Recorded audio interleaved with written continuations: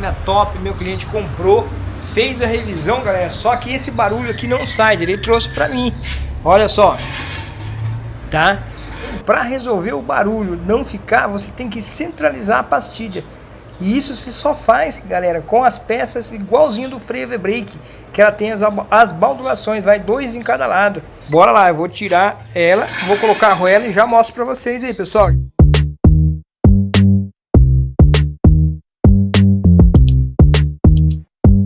Caiu um vídeo top aí no canal Mecânica em Duas Rodas, 18h01. Como estreia tá lá, entra, faz inscrição, Mecânica em Duas Rodas lá no YouTube.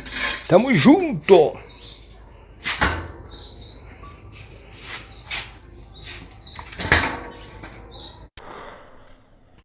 Aí galera, resolvido o problema, tá? Coloquemos aqui os espaçadores corretos.